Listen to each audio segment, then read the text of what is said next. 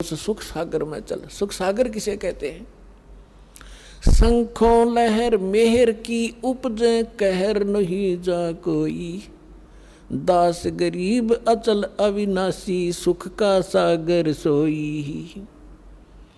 जैसे कई बार एकांत में बैठे होते हैं, ऐसी हिलोर उठती है अंदर से, और कितना ही किसी ने हमें सता रखा हो, दुखी कर रखा हो, या कोई कर्ज परज हो, उस समय सब कुछ भूल जाता है और सब अपना सा नजर आता है। कोई किसी प्रकार का दोष उत्पन्न करने से भी नहीं होता। दास के साथ तो ये बहुत बार हुआ है, और वो कुछ देर के लिए होता है, फिर उसके बाद वो इतना ही खचड़ा भर जाता अंदर, और वही रोग फिर वो नो कर दिया, वो ऐसे हो गया, उसको कैसे कर दिया, अब के उसने देखूंगा, वो सारी वो कहर की लहर फिर स्टार्ट होगी। वो मिहिर की लहर थी, दया की लहर थी।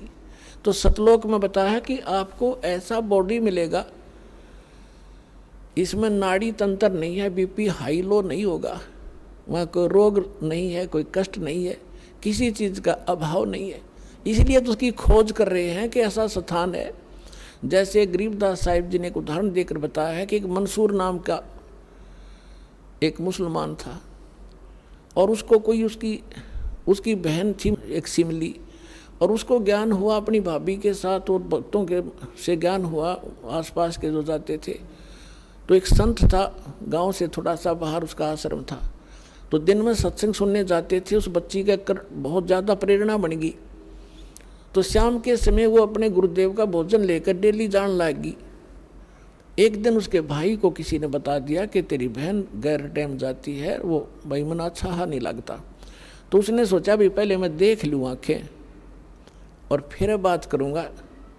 तो बहन जब वो लेकर संत का रात्रि के समय भोजन डेली जाती ही थी, तो थोड़ा पीछे पीछे चलता रहा। जब वो लड़की वहाँ गई, गुरुजी बैठे आंगन में बाहर, झोपड़ी से बाहर, और चारों तरफ एक छोटी छोटी दीवार सी थी कच्ची, उसमें गेट छोटा सा से टेम्परेरी सा ला रखा था। आंगन में बैठे, गुरुजी ने भोजन खा लिया, लड़की ने चरण छुए, बैठ गई, और वो देख रहा है से अपनी चोर नज़र से। तो ऊपर से उस महापुरुष ने ऐसे हाथ किया, आसमान से दो प्याले आए अमृत के, एक बेटी को दे दिया, अरे का पीने लग गया। तब वो लड़की पीने लगी। जब संत बोला, बेटी एक भगत खड़ा है इस गेट की आड़ में, थोड़ा उसको भी पिला दे, उसकी बुद्धि ठिकाना आ जाएगी। वो उठकर गई, और उसको ध्यान नहीं था कि ये, वो चिंतन करने लग गया कि अब क्या करेंगे, ये एकांत में बैठे हैं। वो तो अपना दोष देख रहा था। तब उसने एकदम कुआड़ खोला और हड़बड़ा कर उठा। वो उसने हड़बड़ाया, वो हाथ लग कर उसके मुंह पर पड़ गया प्याला अमृत का, जीभ का भी लग गया, उसकी बुद्धि सेट होगी अमृत लगते ही। और परमात्मा के चरणों में, उस महाराज के चरणों में आके गिर गया, महाराज मैं पापी आत्मा हूँ, मैंने अपनी बहन पर अविश्वास किया लोगों के कहने से, क्या मुझ नीच का भी उद्धार हो सकता है? अग बेटा हो जाएगा, भक्ति कर, नेक नीति से साधना कर, कोई बात ना, दोष है तो उसका विकल्प भी है। उसके बाद उसका ऐसा गजब का फिट हो गया वो मार्ग, परमात्मा परमात्मा, क्योंकि वो नाम देता था जो मुसलमान रीति से हटकर था। वो संत जो नाम देता था, उसका विरोध करने लगे आम मुसलमान कि तू ऐसा मत बोल, ये नाम मत ले, तू मुसलमान है। उसका पिता राजा था उस लड़के का। राजा के तक तब बात गई, राजा ने समाज के डर से फाइनल कर दिया, भाई धर्म का दुश्मन तो मेरा भी दुश्मन, इसको दे दो जो सजा देनी है। तो सब ने सजा दे दी कि इसको चौराहे पर खड़ा कर दो, चौराहे पर गाड़ दो इसको इतना, और सब पत्थर मारो, और जब तक ये कहना नहीं छोड़ा ये शब्द, तब तक इसको मार दो, मार मार कर, नहीं माने तो फूंक दो उसको मार कर। ये काफिर है। मुसलमान गाड़ा करते हैं, फूंकते नहीं, लेकिन वो नहीं माने तो उसको फूंक देना, यानी वो काफिर मान कर। तो सभी पत्थर ले रहे थे और लाइन लगा ली सब ने कि पत्थर मारो इसको, जोर जोर से लहू लुहान कर दिया। और वो हंस रहा था और वही नाम उच्चारण कर रहा था जो मुसलमान धर्म को गंवारा नहीं था। अब सिमली भी भगतनी थी और भाई भी भगत हो गया था। अब लोग लाज में उसने सोची पत्थर ना मारूंगी तो लोग मेरे पीछे पड़ेंगे, भला बुरा कहेंगे। उसने फूल उठा दिया, फूल। अब किसने मेरा पट्टा फूल मार के आगे खिसक जाऊंगी। पहले तो हंस रहा था, लोग लुवाण हो रहा था, लोग पत्थर मार रहे थे और वो नाम उच्चारण कर रहा था अनल हक। अब सिमली ने आकर उसका फूल मार दिया, फिर वो रोने लग गया। अब सिमली बोली, रे भाई ये लोग तो पत्थर मारे थे तेरे, तू हंसे था और मेरे फूल की भी तू दुख मान गया। न बोला नालायक, तू तो मेरे बारे में जानती थी मैं किस मर्ज में मर रहा हूँ, और तू भगत नहीं है, तेरा हाथ कैसे हो गया मेरी तरफ। फूल भी तेरे फूल का दुख है, मैंने इनके पत्थर का दुख नहीं है, क्योंकि तुझे मालूम था मैं किस लिए तड़फ रहा हूँ, किसके लिए मरने जा रहा हूँ। तो उसके बाद भी उसने फिर अपना वो अनल हक जो कह रहा था नहीं छोड़ा, उसको काट दिया, टुकड़े टुकड़े कर दिया, उसकी राख बना दी, दरिया में डाल दी। वो दरिया की राख भी वही अनल हक कहती हुई जा रही है। और हजारों मंसूर प्रगट हो गए, सारे शहर में घूम रहे, सब डरते, भीतर बढ़ गए, भूत आ गया। अब यहां बताना चाहते हैं कि जा पर नौबत ऐसी बीती, कहते अनल हक छोड़ी नहीं, मंसूर फांसी परवेश, जाके ऊपर नौबत ऐती बीती, कैसा होगा वो देश।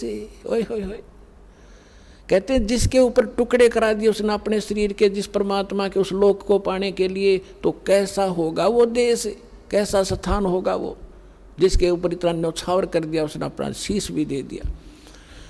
तो यहाँ क्या बताते हैं, शंखों लहर बेहर की उपजे, कहर नहीं जा कोई, दास गरीब अचल अविनाशी, सुख का सागर सोई।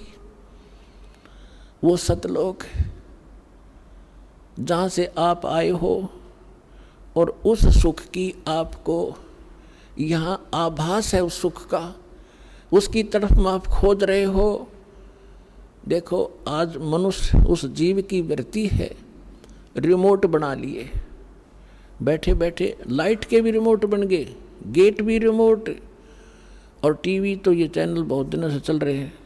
तो हम ये चाहते हैं काम कम करें, हमें लाभ घना हो, सुख ज़्यादा हो, हाथ पांव थोड़े अलावा।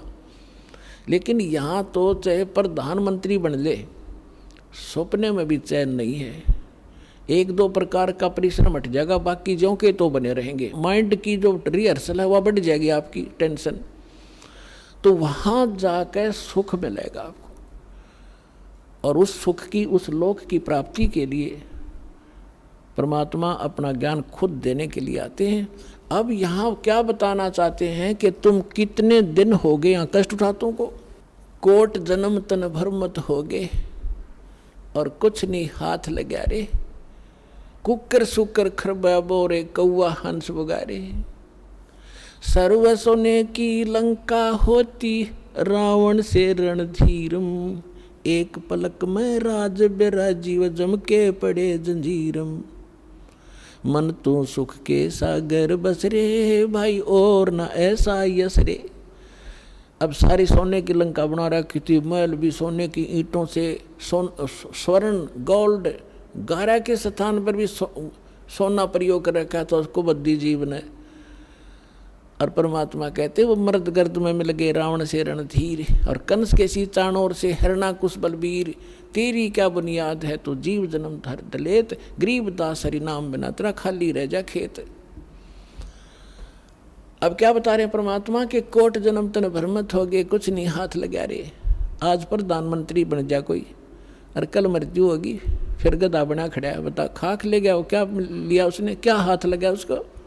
तो परमात्मा कहते हैं आप सभी ना जाने कितनी बार इंद्र बन लिए स्वर्ग के राजा, कितनी बार पृथ्वी के राजा, कितनी बार देवता पद प्राप्त कर लिया, और गधे कुत्ते के योनियां भी आपने असंख्य बार भोग ली। आप जी को दास ने बहुत बार दिखाया है कि जैन धर्म का इतिहास। महावीर जैन वाली आत्मा थी, और वो मारीची नाम से पहले ऋषभदेव का पोता था। उसकी हिस्ट्री आपको दिखाई कि वो तो वेद अनुसार साधना करने वाला, 60 करोड़ बार घोड़ा, 30 करोड़ बार गधा, कुत्ता, पता नहीं कितनी योनि, और 80 लाख बार देवता बना, देव पद भी प्राप्त कर लिया। और फिर कुत्ता बन गया। बाढ़ में जाओ देव पद जब कुत्ता बन के खड़ा है। तो यहाँ बताते हैं परमात्मा कि कोट जन्म तन भर मत हो गए, कुछ ना हाथ लगा रे, कुकर सुकर खरबा बोरे, कौआ हंस बगारे। कुत्ता, सुअर, गधा और बुगला, ना जाने कितने जुनी भोग ली तूने। फिर क्या बताते हैं, कोट जन्म तू राजा की न मिटी न मन की आशा। राजा बन के भी आपको संतोष नहीं हुआ, मृत्यु होगी। फिर क्या बताते हैं, और भिक्षुक होकर तू दर दर घूमया, ये मिला ना निर्गुण रासा। आपने ऐसी कठिन साधनाएं भी की हैं, घर त्याग दिया, जंगल में जाकर झोंपड़ी डाल ली, गांव से कुछ मांग ले गया, रोटी टुकड़ा 5-7 रोटी ले गया, 2 खा ली, 2 टांग देते थे वृक्ष के, सूख जाती थी, अगले दिन भिगो के खा लेते थे ताकि भक्ति में बाधा ना बने, बार बार मांगने जाऊंगा समय व्यर्थ होगा। तो उन रोटियों को 3-3, 4-4 दिन सुखा के चला लिया करते थे साधक। और साधना कौन सी करते थे, ये डड़े डोया करते, हठ योग करके वो दूसरी उपासना करते रहे, या वेद अनुसार ओम तक के जाप से भी मोक्ष नहीं है, जीव को जन्म मृत्यु समाप्त नहीं होती। तो परमात्मा कहते आपने ऐसी ऐसी साधनाएं कठिन कर रखी है, और उसे क्या मिला।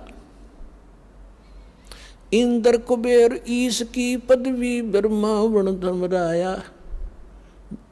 इंद्र बन गया स्वर्ग का राजा, और कुबेर धन का देवता, वित्त मंत्री बन गया तू, और ईश की पदवी, ब्रह्मा विष्णु महेश तक की पदवी आपने प्राप्त कर रखी है।